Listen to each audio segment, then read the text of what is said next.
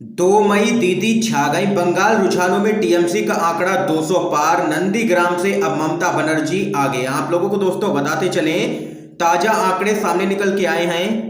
विधानसभा चुनाव के रुझानों में तृणमूल कांग्रेस को मिल रही बढ़त के बीच नंदीग्राम में जश्न मनाने लगे हैं टीएमसी के समर्थक। और इस समय आप लोगों को बताते चलें, तृणमूल कांग्रेस इस समय 207 सीटों पर आगे चल रही है, तो वहीं बीजेपी यहां पर 81 सीटों पर ही सिमटती हुई नजर आ रही है, जबकि लेफ्ट कांग्रेस गठबंधन के खाते में 2 सीटें जाती हुई नजर आ रही हैं और अन्य के खाते में भी 2 सीटें। यहां पर देख सकते हैं कि प्रचंड बहुमत मिलता हुआ साफ तौर पर नजर आ रहा है टीएमसी को। और नंदीग्राम में भी शुभेंदु अधिकारी को ममता बनर्जी ने पछाड़ दिया है। तो वहीं दोस्तों, चुनावी रणनीतिकार प्रशांत किशोर की भविष्यवाणी यहां पर सही साबित होती हुई नजर आ रही है। साफ तौर पर उन्होंने कहा था कि बंगाल चुनाव में बीजेपी 100 सीटों का आंकड़ा नहीं छू पाएगी। ताजा रुझानों के मुताबिक हमने आप लोगों को बताया है, बीजेपी फिलहाल यहां पर 81 सीटों पर ही आगे है, जबकि टीएमसी 207 सीटों पर आगे चल रही है।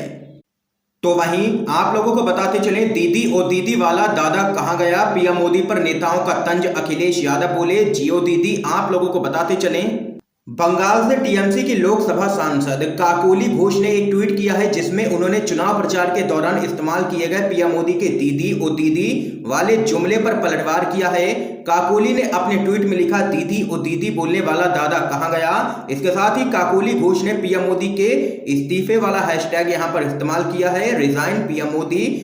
तो वहीं इसके साथ ही सपा के राष्ट्रीय अध्यक्ष और यूपी के पूर्व मुख्यमंत्री अखिलेश यादव ने भी ममता बनर्जी व टीएमसी को चुनाव नतीजों की बधाई देते हुए पीएम मोदी के जुमले पर तंज कसा है। अखिलेश यादव ने अपने ट्वीट में कहा, पश्चिम बंगाल में भाजपा की नफरत की राजनीति को हराने वाली जागरूक जनता, जुझारू ममता बनर्जी व टीएमसी के समर्पित नेताओं व कार्यकर्ताओं को हार्दिक बधाई। ये भाजपाइयों के एक महिला पर किए गए अपमानजनक कटाक्ष दीदी ओ दीदी का जनता के द्वारा दिया गया मुंहतोड़ जवाब है। तो वहीं इसके साथ ही आप लोगों को बताते चले, शरद पवार से लेकर के अरविंद केजरीवाल और संजय राउत ने भी यहां पर बधाई दे दी है ममता बनर्जी को। शरद पवार की ममता बनर्जी को बधाई। एनसीपी के नेता शरद पवार ने ममता बनर्जी को बधाई दी है और ट्वीट किया है कि इतनी विशाल जीत पर बधाई। आइए हम लोगों के कल्याण और सामूहिक रूप से महामारी से निपटने के लिए अपना काम जारी रखें। तो वहीं अरविंद केजरीवाल ने भी बधाई दी है ट्वीट करते हुए और कहा है कि शानदार जीत पर ममता बनर्जी जी को बधाई। तो वहीं दोस्तों, चुनाव आयोग के अनुसार भी आप लोगों को आंकड़े बताते चले, ताजा आंकड़े सामने निकल के आए हैं और ये आंकड़े आप लोगों के लिए जानना जरूरी है। दरअसल दोस्तों, देख सकते हैं आप लोगों के सामने आंकड़े आ चुके हैं। चुनाव आयोग के अनुसार 202 सीटों पर यहां पर लीड कर रही है, यानी कि टीएमसी आगे है 202 सीटों पर चुनाव आयोग के अनुसार। तो वहीं दोस्तों, बात करते हैं बीजेपी की। बीजेपी अब 80 से भी नीचे जा चुकी है। 79 सीटों पर बीजेपी यहां पर आगे चल रही है, जबकि अन्य के खाते में 2 सीटें जाती हुई नजर आ रही हैं। देख सकते हैं कि यहां पर चुनाव आयोग के अनुसार तगड़ा झटका भाजपा को लगता हुआ साफ तौर पर नजर आ रहा है और प्रचंड बहुमत यहां पर साफ तौर पर टीएमसी को मिल चुका है। यहां पर आप लोग देख सकते हैं कि भाजपा को 80 सीटें लाना भी मुश्किल हो रहा है पश्चिम बंगाल के अंदर। और ऐसा तब है जब प्रधानमंत्री मोदी से लेकर के गृह मंत्री, पूरी कैबिनेट और कई राज्यों के मुख्यमंत्री और कई नेता यहां पर पश्चिम बंगाल में गए थे चुनावी प्रचार करने, पिकनिक मनाने, लेकिन बंगाल की शेरनी के आगे कोई भी नहीं टिक पाया है। तो यहां पर दोस्तों, अभी आप लोगों ने पश्चिम बंगाल के ताजा आंकड़े देखे हैं जो हमने आप लोगों तक पहुंचाए हैं। तो वहीं अब बात कर लेते हैं एक और अन्य राज्य की, जो कि है तमिलनाडु। जी हां दोस्तों, यहां पर भी भाजपा गठबंधन का सुपड़ा साफ होता हुआ नजर आया है। जी हां दोस्तों, 234 विधानसभा की सीटें हैं। एआईएडीएमके जो कि भाजपा का गठबंधन है, उसके खाते में 87 सीटें जाती हुई नजर आ रही हैं। यहां पर जादुई आंकड़ा है 118 का। तो वहीं डीएमके प्लस यानी कि कांग्रेस गठबंधन की सरकार बनती हुई नजर आ रही है तमिलनाडु के अंदर। तो वहीं अन्य के खाते में 1 सीट जाती हुई नजर आ रही है। देख सकते हैं कि तमिलनाडु से भी भाजपा को तगड़ा झटका लगा है और राज्य से हो चुकी है भाजपा गठबंधन की विदाई लगभग तय। तो वहीं केरल में तो भाजपा पूरी तरीके से साफ है। यहां पर भाजपा को सिर्फ 1 सीट मिलती हुई नजर आ रही है, जबकि एलडीएफ यहां पर सरकार बनाती हुई नजर आ रही है। 98 सीटों पर लीड कर रही है एलडीएफ। और कांग्रेस पार्टी का जो गठबंधन है यूडीएफ, वो यहां पर 41 सीटों पर आगे है। लेकिन यहाँ पर सबसे महत्वपूर्ण राज्य है पश्चिम बंगाल। यहाँ पर ममता बनर्जी का जादू साफ तौर पर चलता हुआ नजर आया है और टीएमसी को मिल चुका है लगभग प्रचंड बहुमत यहाँ पर, और बीजेपी को तगड़ा झटका लगता हुआ नजर आ रहा है पश्चिम बंगाल के अंदर। बीजेपी ने अपने कई सांसदों को चुनावी मैदान में उतारा था, उनका भी यहाँ पर पूरी तरीके से सोपड़ा बंगाल की जनता ने साफ कर दिया है। तो वहीं आप लोगों को बताते चलें, अब एक एक करके चुनावी नतीजे भी सामने निकल के आने लगे हैं। रुझान अब नतीजों में तब्दील हो रहे हैं। बंगाल के शिवपुर विधानसभा सीट से जीत चुके हैं टीएमसी के मनोज तिवारी भारी अंतर से। जी हां दोस्तों, ये इस समय की बड़ी खबर सामने निकल के आई है। तो वहीं पश्चिम बंगाल में ममता बनर्जी की अगुवाई में तृणमूल कांग्रेस भारी बहुमत से लगातार तीसरी बार सत्ता में वापसी करती हुई साफ तौर पर दिख रही है।